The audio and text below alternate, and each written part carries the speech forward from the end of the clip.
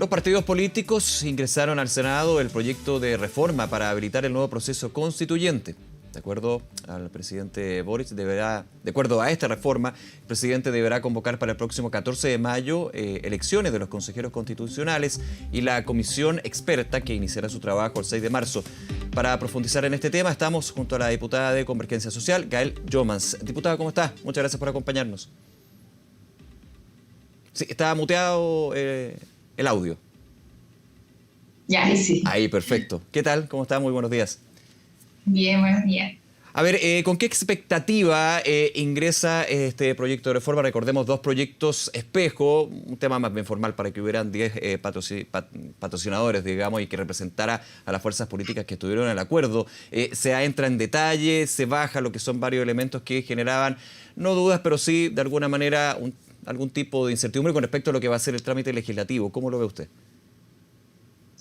Mira, este proceso ya lleva varios días, ¿cierto?, trabajándose con anterioridad a la construcción del acuerdo. Ahora más bien tenía que ver cómo ese acuerdo se traducía en el proyecto de ley y cada uno de los conceptos que era necesario incorporar para que se pudiera ver verificada en expresión la voluntad a la que llegaron los distintos partidos políticos. Y en eso, al menos resaltar algunos puntos. En primer lugar, que se hace efectivo la voluntad de que los órganos paritarios sean paritarios, ¿cierto? Los 3 órganos que están propuestos dentro del proceso tienen el carácter de paritario, que no había quedado del todo expreso en el acuerdo, pero que finalmente en el proyecto de ley se incorpora porque esa es la voluntad para poder seguir avanzando en este principio democrático, en donde no se escucha, ¿cierto?, a quizás algunas voces o voluntades de que quieran hacer retroceder la voz y participación de las mujeres en este tipo de definiciones tan importantes como lo es la redacción de una nueva constitución.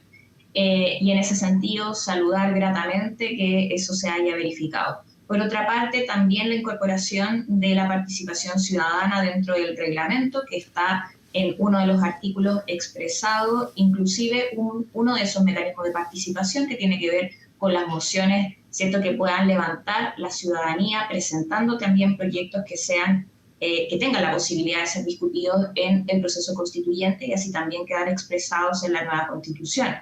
Y por cierto, también un proceso de diálogo que va a estar a cargo de las universidades para poder escuchar a la ciudadanía, a la sociedad, a sus opiniones y no dejar, ¿cierto?, en 4 paredes lo que se discuta sobre la nueva constitución, porque una nueva constitución nos involucra a todos. No se trata simplemente de que tengamos un fanatismo por este tema, sino que en la nueva constitución pasan necesidades también. El poder contar con un Estado social y democrático de derecho nos va a permitir, primero, avanzar en democracia, fortalecerla y la participación ciudadana incorporada, pero también en derechos concretos hacia la ciudadanía.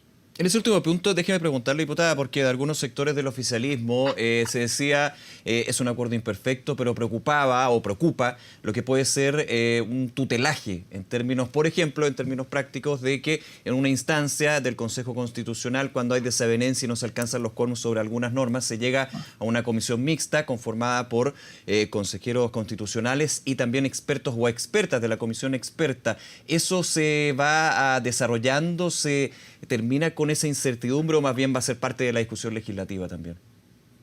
No, a mí me parece que queda claro y expresado en el texto del proyecto de ley que quien zanja incluso las incorporaciones u observaciones que haga este comité de expertos es el Consejo Constitucional electo y que es como debe ser, ¿cierto? Ese es el órgano que definió a la ciudadanía por quienes votó, ¿cierto?, para poder zanjar el texto de la nueva Constitución, y a pesar de que se incorpora el rol de los expertos y expertas, que me parece bien, ¿cierto?, a propósito de poder contar con una Constitución bien trabajada, que incorpore cada uno de los aspectos necesarios que deba contener el texto de una nueva Constitución, también es importante que se haga prevalecer la voluntad soberana, y en ese sentido la voluntad expresada en el voto para elegir representantes que van a estar también señalando cuál es la voz de la ciudadanía, me parece importante en esos términos cómo quedó expresado en el proyecto de ley. Para dejarlo claro, en el proyecto de ley se deja más que constancia, se deja claridad de que la última palabra en términos de la redacción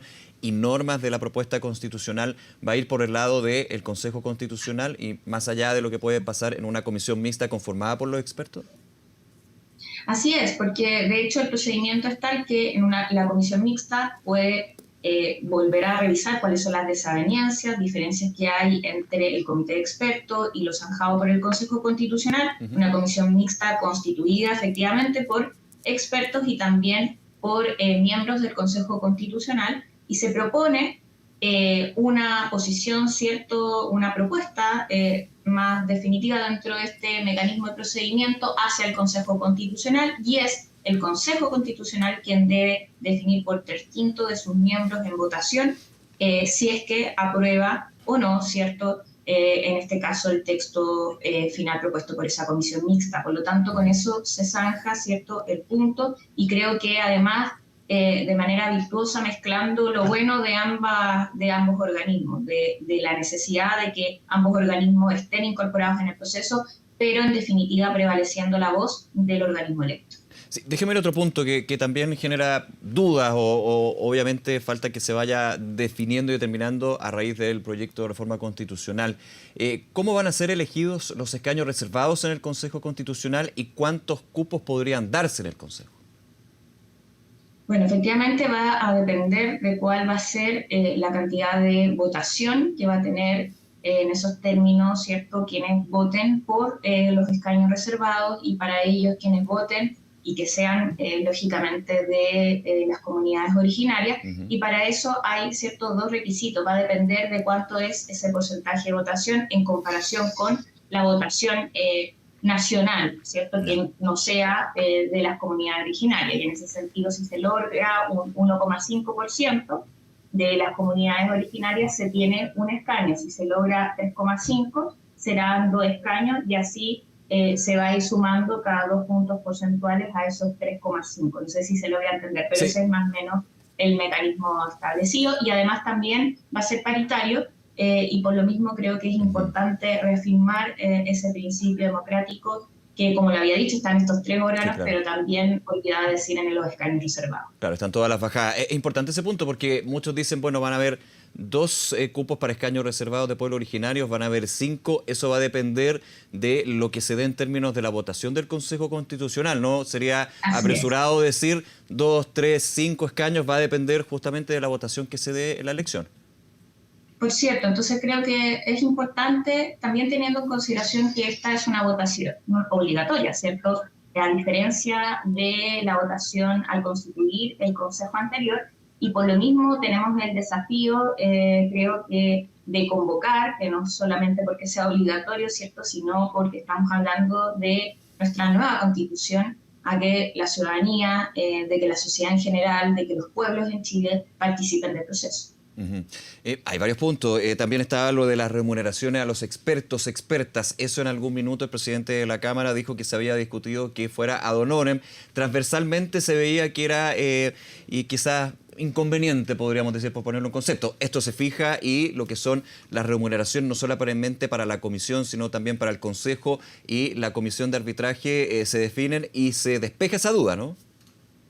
Sí, o sea, mira, quiero plantearlo en estos términos. Ya. Si queremos que quienes vayan a hacer un aporte en el proceso tengan dedicación para ello, también se requiere, ¿cierto?, cubrir cuáles son los recursos económicos necesarios para que ese principio se cumpla. Y para ello es importante también que se cuente con los recursos económicos en términos también de transparencia, ¿cierto?, fijar. Me parece que fue lo adecuado fijarlo en este proyecto de ley y que no quede, ¿cierto?, en la discusión posterior, sino que al contrario, ya esto es un mecanismo establecido y que además se hace, ¿cierto?, en parámetros que me parece bien. O sea, primero un parámetro distinto, ¿cierto?, para quienes son los consejeros, ¿cierto?, constitucionales electos.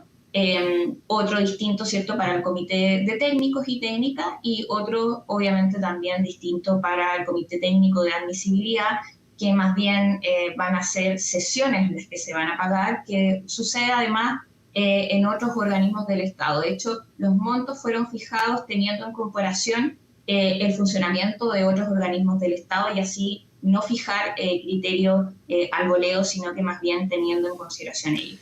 Esto es un detalle, pero aprovecho de preguntárselo en esa índole y porque finalmente fue así. Si no me equivoco, ahí las cuentas me pueden fallar un poquito. Lo que van a percibir en términos de remuneración los consejeros constitucionales es mayor a lo que percibían los convencionales constituyentes. ¿Por qué se dio eso? Yo sé que es un detalle, pero igualmente, ante la duda, prefiero preguntársela. Sí, más bien, mira, fijamos un parámetro que permitiera incorporar a los distintos organismos que van a estar incluyéndose en este trabajo, ¿cierto? En un sentido, o sea, pensamos que para quienes van a ser los consejeros o consejeras electos y además van a estar trabajando jornada completa, Sí, e claro. incluso una jornada más larga, ¿cierto? De lo que habitualmente uno piensa por jornada completa, se necesita una remuneración, ¿cierto? Que sea por lo menos, y en este caso es una dieta, de hecho, de eso Sí, estamos claro. hablando, una Una dieta dieta. eh, que sea por lo menos el doble que para quienes en este caso se van a dedicar a las labores de técnicos y técnicas, porque en ese caso el comité técnico no va a funcionar ni sesionar siempre, va a poder tener mayor cierto posibilidad de convocarse, de autoconvocarse, obviamente a propósito de los objetivos que son necesarios de cumplir en el proceso, pero teniendo eso en consideración, fijamos un parámetro de el doble, ¿cierto? Y en este caso, para el comité técnico, la mitad de lo que corresponde para los consejeros, para el comité técnico, perdón, para el consejero constitucional. Claro. Ahora, otro punto bien importante, los tiempos, los plazos, evidentemente es bastante más acotado que lo que fue el proceso de la Convención Constitucional. Se va definiendo también en términos quizás no de la urgencia, pero sí de ir avanzando en este proceso, pero dejando de lado quizás ciertas incertidumbres que se van dando cuando se extiende. ¿Cómo también llegan a esas conclusiones y también dentro de lo que ya está dentro de la reforma constitucional que ya ingresó? Sí, o sea, mira, mantenemos en esto los criterios acordados, que sea un periodo breve de tiempo, 5 meses, el que se tendrá que, en el fondo, sacar como producto esta nueva constitución, en que van a tener que generar este proceso de redacción por parte de los consejeros y consejeras electos, y además, durante también ese transcurso, se van a poder ver este proceso, cierto, de observaciones por parte del comité. El comité técnico, una vez que empiece su funcionamiento, tiene que proponer un anteproyecto, eso es lo primero que ocurre, Sí. y se va a escoger este comité técnico, ¿cierto?, en los primeros días del mes de marzo, y ahí tiene un tiempo de 3 meses para poder concluir este anteproyecto. Luego vienen las elecciones, ¿cierto?, de los consejeros y consejeras, y de ahí el funcionamiento de los mismos, que tienen 5 meses para su redacción, y con todo este proceso estaríamos, cierto, con una proyección que se hace, cierto, de elecciones finales de plebiscito ratificatorio, que es la oportunidad final en que la ciudadanía va a poder, cierto, decidir si ese es el texto de nueva constitución que quiere o no, en un voto que va a ser a favor o en contra, ya cierto, a fines de noviembre, son términos de proyección. Eso esperamos que sean los tiempos que legislativamente están incorporados, pero esperamos, cierto, se cumplan en el transcurso de lo que se viene en adelante. Claro, de hecho, estos tiempos se van acotando con respecto, insisto, al primer proceso, considerando, por ejemplo, de que desde el Congreso, desde lo técnico, se va a ir generando el reglamento, por ejemplo, con el cual va a funcionar el Consejo Constitucional y otros temas. Diputada Youmans, muchísimas gracias nuevamente por acompañarnos y aclararnos también algunos de los temas de esta reforma y el proceso que sigue su curso con respecto a una nueva Constitución. Que le vaya muy bien. Muchas gracias a ti, que estén Hasta bien. luego. Hasta luego. Buen día.